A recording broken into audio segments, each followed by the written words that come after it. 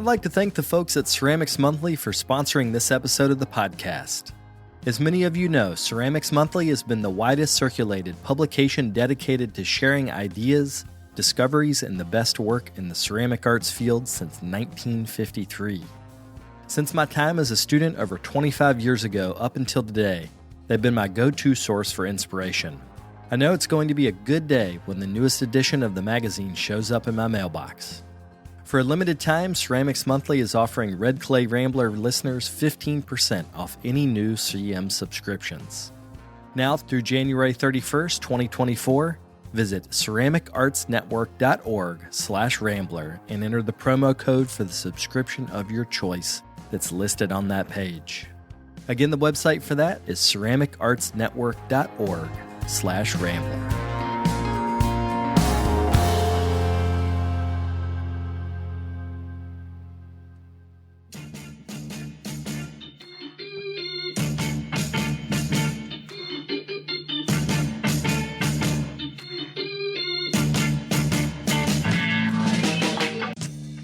Welcome to the Tales of a Red Clay Rambler podcast, featuring interviews with culture makers from around the world.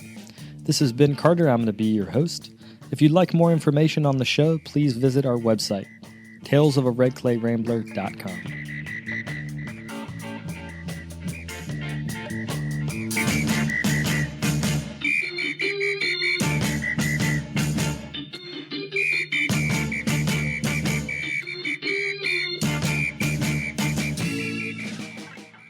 Welcome back to episode 495 of the podcast. Thank you all for tuning in.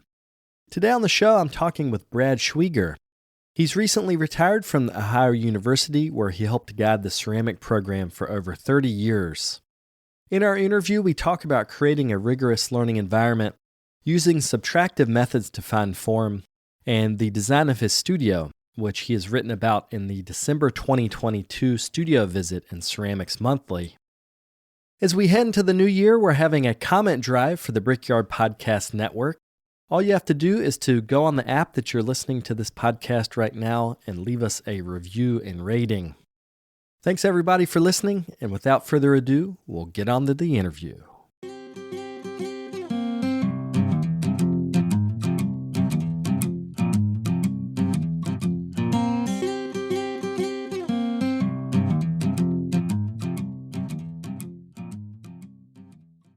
I wanted to talk about how you came to Athens and when you came to Athens. So what's your connection to the university when you first started teaching? The connection was I had met one of the faculty. He was a visiting artist at my school, and then I was asked to come to Ohio University. John Neely was teaching here for a one-year position, and so I came as a visiting artist, and I absolutely loved Athens. I went back to Vincennes University, a small school I was teaching at in Indiana. I loved it, every day of it. And then this position came up about a year later. I remembered how much I liked it here and the potential that it had. And at that point, I actually had you don't get very many job offers, and that was a big year for me, and I had a few. And I picked Athens for several reasons, and it was a hard choice because the other schools were also pretty amazing to me.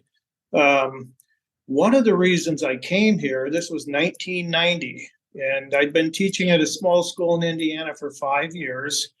The word on the street was that Joe Bova, at the time was the president of NCECA, had left LSU, and he was going to be the new director of the School of Art at Ohio University. I sort of waited until I found out that that was probably going to happen, and then I accepted this position, thinking that I'd be working with Joe, a guy named Chuck McQueenie, and then myself, and thinking about the facility as well, but thinking about the potential that this school had moving forward. So 1990, Joe Bova, myself, Chuck McQueenie, running the program, along with 9 to 12 graduate students at the time. And then in a couple of years, we actually hired a full-time technician And you probably know that's a difference maker. So there were 3 full-time tenured faculty plus a full-time technician. That kind of faculty and, you know, just that amount of people and knowledge and work ethic can build a program. And so that's where it really sort of kicked off for me. Hopefully that answers your question. I that was really the thing, though. That's the reason I accepted this position over others. For people that don't know Ohio, can you explain a little bit about both ceramic education in Ohio, but also just the history of art ceramics in that region? In the region, it's Appalachia. Actually, the state of Ohio has some really incredible clay programs from Kent State and now Miami University, Ohio State.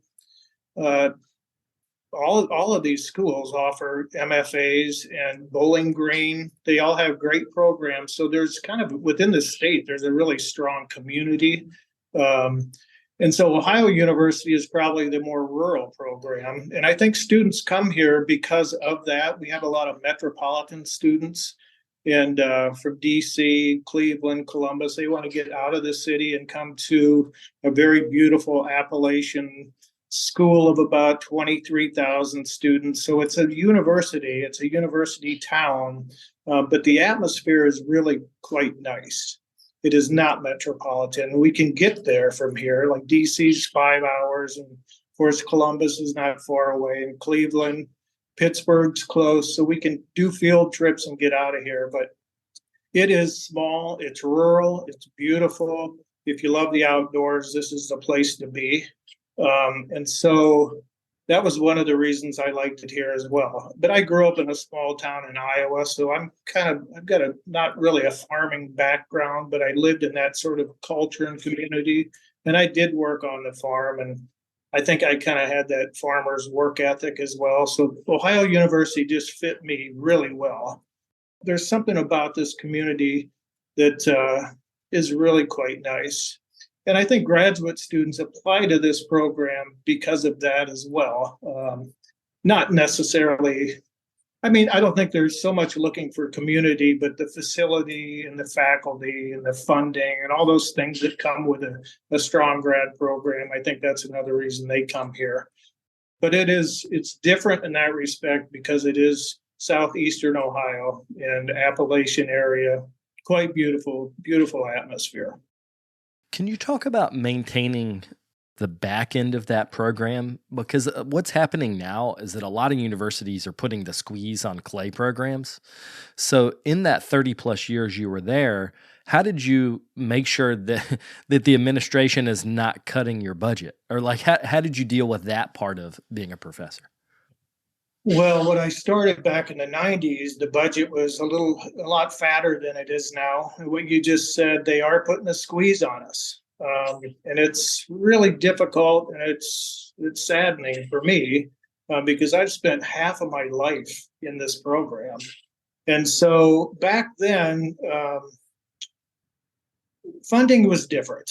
And we had really supportive deans. The School of Art, the money's divvied up between the schools, the colleges. There's 5 colleges or 5 schools within the College of Fine Arts at Ohio University.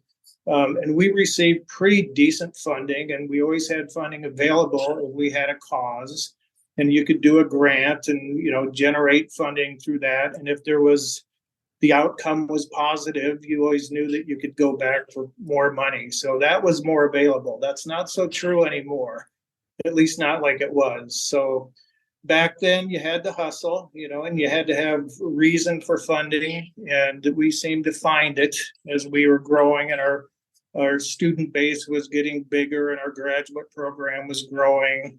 And so now it's not the same. The dean is, deans are all different. I think I've had 8 in my time here, some more supportive than others. But now, I mean, I hate to say it, but we had a faculty here, Alex Hibbett, who retired, and huge, amazing impact on our program. She was not replaced.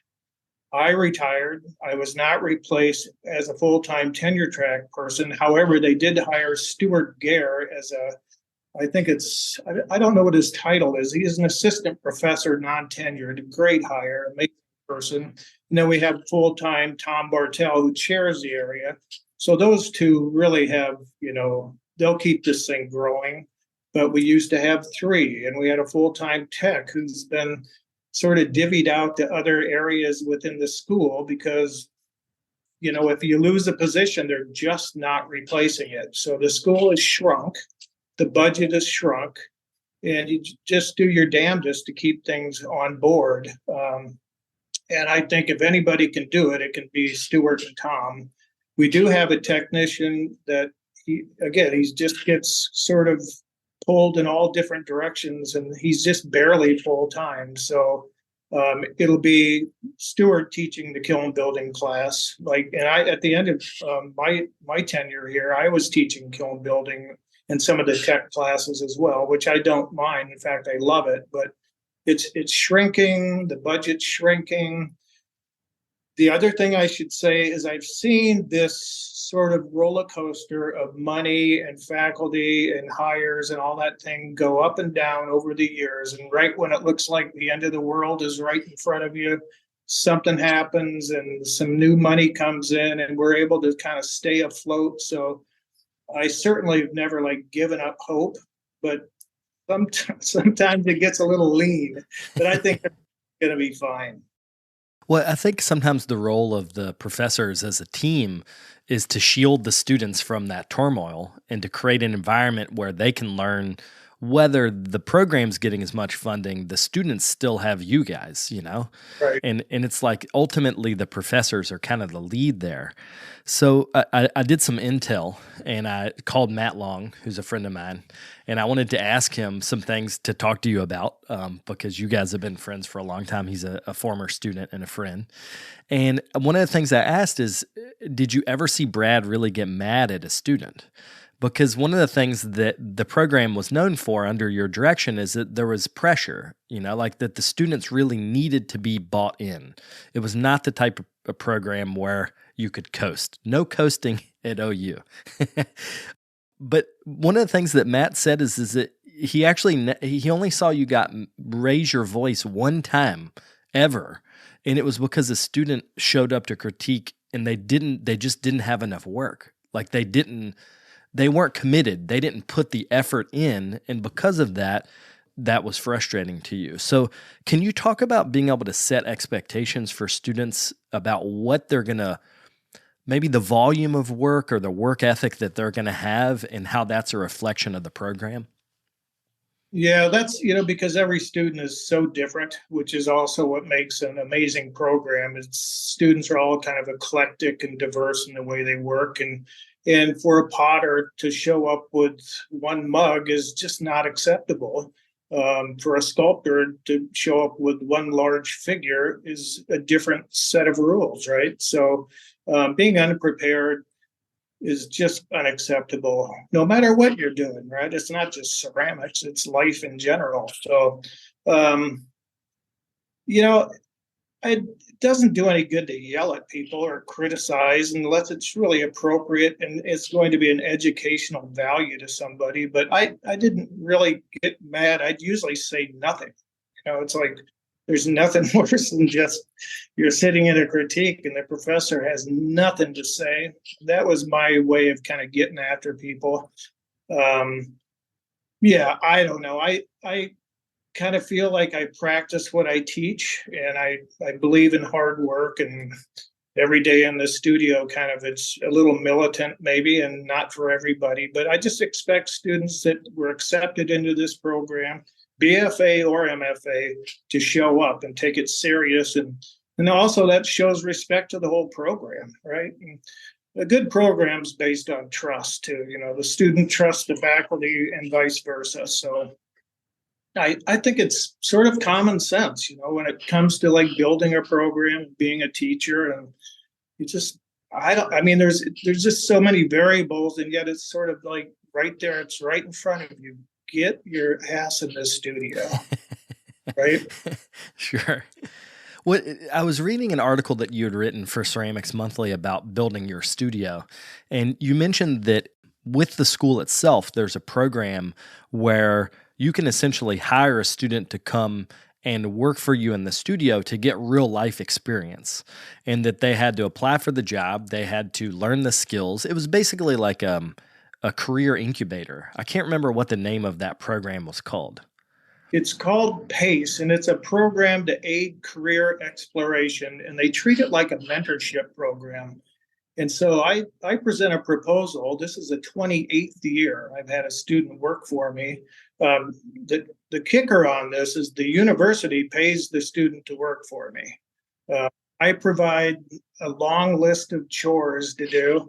I think it's been really educational for me, but the student, so they're mixing clay and glazes. That's sort of the heavy lifting part of it, but they're packing pots and learning to build kilns, and they're meeting with the public at sales and shipping work. And it has been absolutely one of the best things that I've experienced at Ohio University at only the undergraduate level. And I'm still in contact with these people. And so it's usually a senior year experience. And so I'm helping them sort of like think through their thesis or their senior shows. I'm helping them apply for jobs. They're learning how to photograph their work and their portfolios, their writing, their grad applications or residency things. I'm all over that with these individual students. And even though we do that as a class, like a curriculum development or a not curriculum, I'm sorry, portfolio development, it's different when you have 15 students asking for help versus that one student that shows up a few hours 3 times a week and just we're talking all the time about their career. So it's a special program, and I think I can continue to apply for that position as a professor emeritus. So I'm going to, and if not, I'll hire some of these young kids to work for me, which I do anyway, and they're not young adults. So, in fact, our most recent project has been building new kilns at my studio, and that's just not an experience you can get every day. So, it's been wonderful. And I think students showing them how you've set up your studio, that's such an educational experience. I mean, the article you'd written for Ceramics Monthly was about the studio. Like, one of the things you mentioned is that it's kind of a long, narrow rectangular design, and the kiln pads on one side, studios in the middle, and the office, and then on the other end is like storage for clay materials. And for students to be able to see that, like how you as the professor are going to actually live with your practice, I think is really valuable, because a classroom is not set up like a working studio at all. Not at all. And it's such a community shared space. And so this is really laid out to my specifications. And that's how the kiln or the design of the studio was anyways. I mean, I had a plot of land that I had to kind of consider. And Appalachia, we live out by the national park, and it's hills and trees. And so we designed it that way. But it's true, just to sort of learn how that studio or that space functions was really important. And when we designed it, was very specific to the sink, the windows, how materials transferred through the studio. And so far it's a little late to change now, but it's going pretty well. And the other thing about that studio is because we've had so many guests and a lot of international people come as visiting artists to OU. They've used my studio as a place to stay with. I've got a shower and everything up there. So, but that was part of the design. It was not designed just for me, but it had to function in different ways, and it's done pretty well. But now the most exciting thing is I build a kiln pad big enough for 2 kilns, and now I have my 2 kilns. I'm surprised I didn't do it sooner. But I have favored the university just for, I mean, I had a studio here, and using the facility was a money saver. And it is what it is for academia. And lots of faculty do that. And they'd be foolish not to. but now I won't be able to do that so much. We'll be right back after a quick word from our sponsors. Today's episode is brought to you by the Rosenfield Collection of Functional Ceramic Art.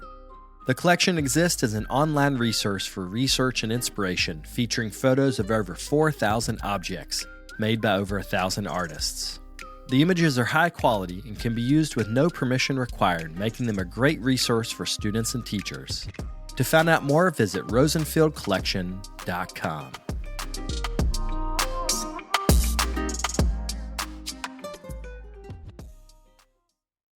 Well, I wanted to bring your work, as you mentioned, you've built new kilns there. Can you talk about developing the aesthetic where you're throwing something thick or building it thick, and then using something to cut in and remove clay to make the form? How did you get to that aesthetic? Well, it was sort of early on. I remember even my professor at the University of Iowa, Chuck Hines, using, like a tool to facet and flute his work. And I remember Jeff Astrike doing that. And think about Staley's work, the impact that he had continues to have on people. I always thought that subtractive approach was interesting to me, but I thought that I could be a little more expressive with it, more like drawing. And so it's really tough. We're all trained to sort of throw the tall, thin cylinder. And I'm going like, let's not, right? Let's try throw it tall but thick and then manipulate it. And it's sort of that simple too. It's just a technique. But technique has to come with a solid idea. And so I feel like I've explored that. Like anything, sometimes I think, well, it's all looks the same, like how do I make it different?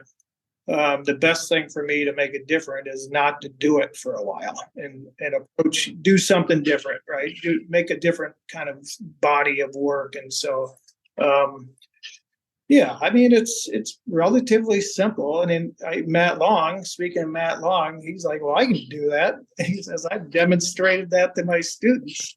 He doesn't do it with the gusto I do, but it's really just a technique, like wheel throwing. So I try to keep it fresh. Well, can you talk about refining what you want out of a clay body? Because part of that, being able to drag that line through the facet through the clay, is having a clay that will hold itself up when it's thick, thin, thick, thin. So, what is it about a good clay body that can allow you to work in that method? Well, I've tried a few over the years. In fact, I've just started kind of working with a brand new clay body that my student, he's a tech at Alfred. Those guys are so techno driven. They know about all that stuff that I'm not always sure about. I've tried to cut that wire through porcelain, and it's so dense and it kind of pulls and warps the form. I've tried to use stoneware clay, which I prefer just for throwing. That has little sand or grog or very thin grog. That works pretty well for smaller work. I never liked the gritty grog kind of clay so when I pulled the wire through, it'd sort of tear at it and create all those striations. And I felt like that took away from the actual form being the most essential part of the work, I think. But right now I'm using kind of a heavier, I guess it's just more grog, a finer grog. And of course, the clay, when you're throwing that thick, it doesn't have to be all that plastic. So you can up the fire clay, like the strength of the clay. And so my clay body is high in fire clay, not so much ball clay. And it just works for me in that respect, especially if I'm trying to throw pieces that are 2 or 3 feet tall. 6 to 8 inches and smaller, those cup forms, it doesn't really matter what clay I use at that point. Yeah, and there's something interesting about the visual aspect of scale in your work. When I was researching you online, I'm looking at all these pots in different galleries. Sometimes you'll see a vase that's this big that feels bigger than the bigger work. And I think it's because of the way you approach the form. So can you talk about how you create monumentality in the way you're cutting the object itself? If forms get too active, if there's too many cuts and too many bells and whistles, it starts to really take away from the form. So I think in terms of simplicity and it's odd to say I have a real Japanese aesthetic. That was my professors, not only University of Iowa, but Utah State. I mean, that's sort of kind of a way of thinking that I've had all my life. And so I like forms when the bigger they get, this kind of simpler in form they might be. So it's a matter of kind of composing surface application, be it glaze or slip or firing process, to that cutting. And so I think if I start simple, then that canvas it sets itself up for more of that cutting and whatever the activity might be. And, I mean, I can try to make the same thing twice when I do that process of subtracting. There's no way I can duplicate it. So every one is different. And that doesn't make it better. It just makes it different. So I can change the form slightly, use a similar technique, but to me, it feels quite different. And you mentioned that drawing, that part of the inspiration is drawing, and the way that these lines are cut, when you have the pot glazed and it's fired in a soda kiln specifically, that edge, the silhouette edge, is just like perfect for a glaze to break just a little bit. And it's beautiful. Like, it's something that I think even non-clay people can relate to. Like, they can look at an undulating line through a pot and go, whoa, look at that. So there's some wow factor there. Do you think that the public, or you've been selling these pots a long time, like, how do you think the public responds to them versus, say, people that are trained as artists? I don't know. I mean, we're talking about, like you mentioned it, the soda kiln. I use the soda kiln specifically for that reason. And my wife said the other day, why do you not just put your cut cups into this new reduction fired kiln? And I said, watch this. And I dipped the cut square cup into like a copper red glaze, thinking that's going to give it the old wow factor. And she pulled it out of the kiln and said, I get it. There's no evidence of the edge or the glaze breaking or nothing like that. And so that's the reason I use that soda firing. I don't know if the general public that might see that piece, they'll never understand that. We as potters understand that that's the reason we soda fire, or why Matt Long gets all that flashing, or Stuart Gare approaching it a different way, but still the soda kiln. I think in general, it's just speaking of atmospheric firings, and it could be wood firing or soda or salt firing. It's that addition of that sort of glaze, be it ash or soda, that breaks that edge, that accentuates, and it doesn't have to be the cut pots where I subtract the thing. It can be on a round pot too, but it's that vapor trail or that cut edge. And I think that's the reason I soda fire. It'd be a hell of a lot easier not to soda fire sometimes, but you got to follow through. It's like, in my mind, I see this work finished and I can see the color. I've got a pretty broad palette of glazes that I know are kind of interconnecting, and they can do certain things. And I've worked a long time to get that surface applique, maybe a little too colorful at times, but I see that pot done, or at least I have a pretty good feel or idea what it might look like based on the way I approach it. So the soda kiln is simply a finishing touch. And without it, I don't get that effect. Can you talk about the way that you approach sculpture with the vessels becoming more stacked forms than, say, a cut square cup that's going to be a functional pot? I don't really look at pots to inform my pottery. I think this, you look at nature, architecture, or I look at the figure, and I've taught figure drawing all these years, or drawing at different levels at the university. So that's always been part of my thinking, and that mark making, and the way, like image fills space and things like that. So I think that sort of supports the sculptural work. And so it was really a revelation for me to make a big pot and seal it off at the top. So there was no access to the inside anymore. And it was like, wow, it's like, is this sculpture now? And in an oddly a way, it was sort of sculpture for me at that point. And so just to kind of experience from the outside only, I sort of enjoyed that. But based on that, I also think about like a viewing space too in terms of scale. Like I think some of my architectural or figurative forms need to be larger. And then my next question is that larger like a tall cylinder that fits on a pedestal? Is this a tabletop thing? Or is the piece big enough to address the floor? Is it sculptural enough that it can actually consume a space on the floor and that's where it lives? And that really started to sort of challenge my idea of scale, where something is life size. And I think artists do that in general, right? They think about life size. And that has really sort of supported some of my sculpture ideas. You have to make them a little bit bigger. You have to think beyond the vessel and think beyond function. And if it's within that realm, it's probably going to always have that historical reference to pottery, which is fine. But for me to get beyond that, I had to sort of increase scale, and I started to stack forms and do things like that. And then I was also really inspired and influenced by, you think about my generation growing up and Peter Volkus and Don Reitz and all those historical amazing figures that built big work, and that's really where my history comes from. That was really the thing that lit my fire, those artists. And a lot of young people don't know who they are anymore. And it's unfortunate, but it is what it is. But so that reference point for me was also a thing that sort of was driving some of my larger sculptural forms.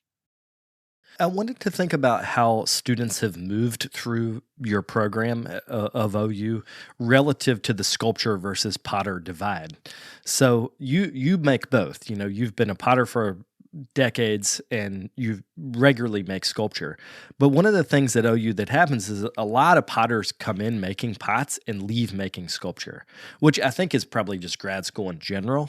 But I think in some ways OU was known for that, like turning potters into sculptors. Why do you think that happened? Like what is there about that?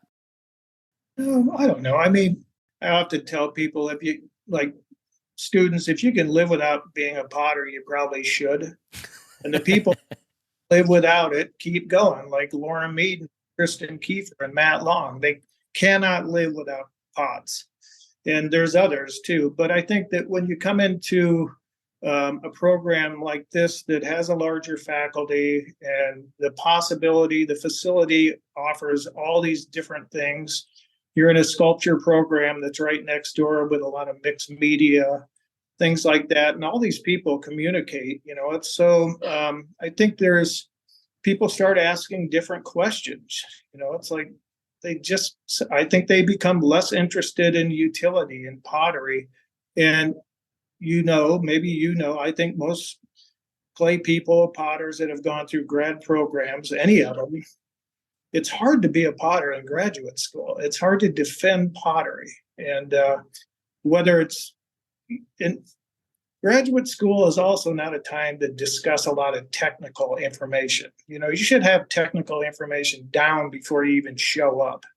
And so it's really about idea development, and the windows get opened up and doors open and people start considering things they never considered until they were confronted with these questions from different faculty, be it painters or printmakers. That's graduate school to me. It's not just about ceramics. It's about the School of Art. And if you're looking for a graduate program, make sure that there's other faculty that are going to be your mentors, or those the people that you also want to learn from. But I think that's why it happens. And I think it's really healthy. And the people that can't live without it continue to do it. And the people that can live without being a potter move on to something else. It's funny that you mentioned Kristen and Lauren and Matt, because those all three of them have been really influential on me as a maker. And one of the things that I talked about when I talked to them previously is how when you're going through a graduate program, if you can learn to defend pots, that will last you a lifetime. You know, like all three of them as makers are super solid. Like they're three, I think, of the best potters working out there. So it almost feels like potters that can make it through the program, that the tension or the intellectual rigor of the program is a catapult, and that shoots them out and really helps them establish themselves. And I wanted your opinion on how, because I found that students often get lost in translation when they either move schools, like say going undergrad to grad, or when they're setting up studio. And it's just because they lose momentum. So how do you think you can help students transition out of academia, which is super structured, into, their regular making life, which may or may not be structured?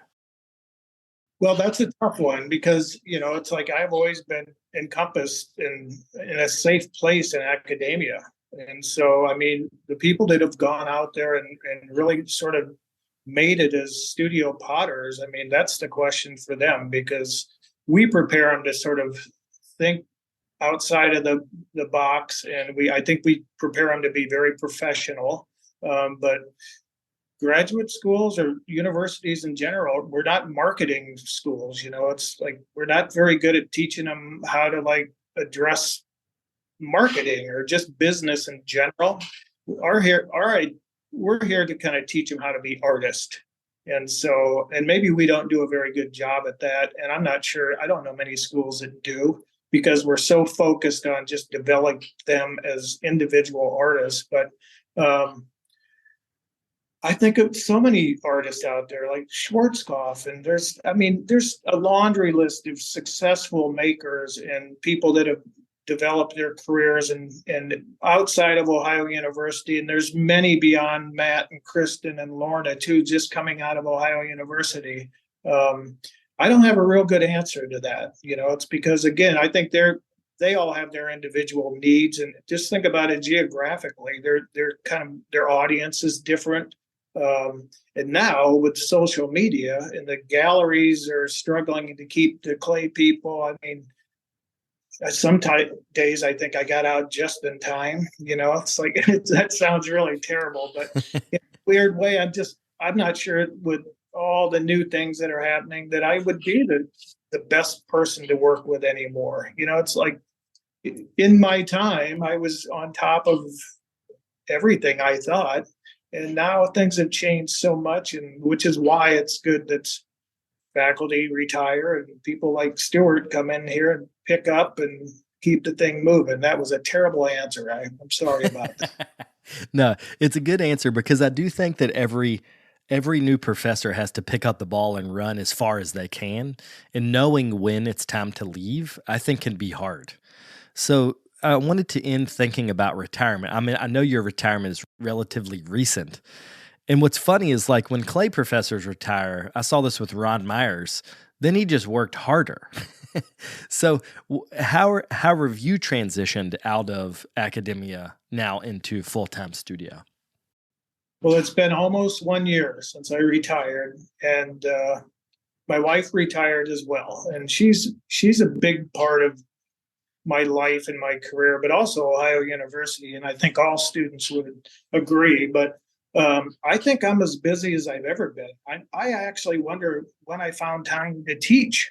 So my studio, I did some renovation in the new kilns and I kind of rearranged the space, which sounds easy, but it took a lot of time. And in my show schedule and things like that are just as busy, if not busier. And so as long as I'm busy and I'm engaged, I'm good. I feel like I'll live forever. And but the other thing is having my studio. It's just up the hill. It's just a short walk, and I even try to stay out of there like on the weekends a little bit. But I'll go up to feed the cat, and hell, I'm up there for 2 hours piddling. But I try to be in my studio every morning by 8 o'clock and put in a full day full day for me is closer to 5 or 6, 7 hours. I never work at night, like those are kind of my things that have changed. And that wasn't just retirement. That's just over the years. It's where I don't know. I just don't feel like I have to be up there all the time. Yeah, I don't know. I've got lots of things happening in the new year. I'm gearing up to go down to Florida to the Florida heat. That's just coming up. And so I've always, as long as I've got something on my schedule, I'm good to go. And it seems to be, future looks pretty bright as far as I can tell. I wanted to thank you for doing this. I really appreciate you taking the time. My pleasure. I appreciate you doing this and informing so many people. And I found out the other day that you've been doing this for more than 10 years. And I've listened to a few, but I just didn't realize how long you've been doing this. Honestly, helping out. So I appreciate it as well.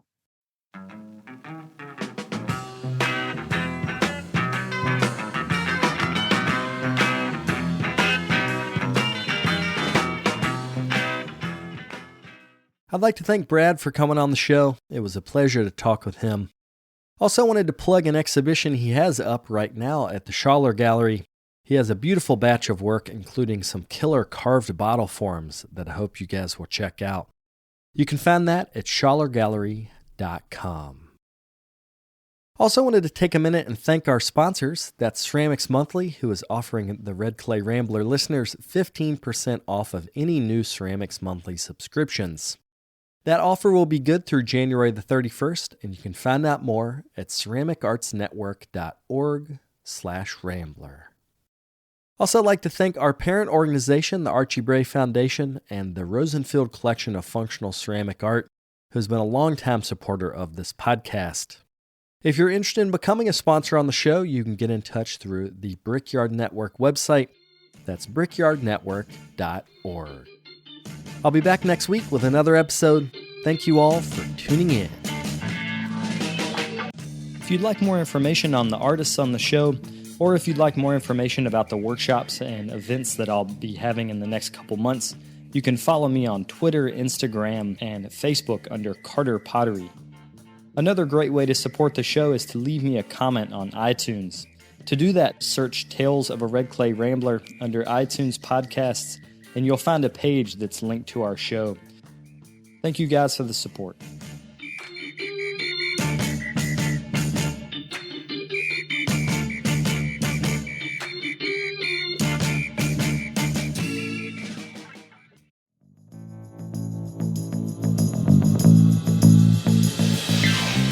This podcast is a production of the Brickyard Network, an extension of the Archie Bray Foundation for the Ceramic Arts. To find out more about our lineup of ceramic podcasts, visit brickyardnetwork.org.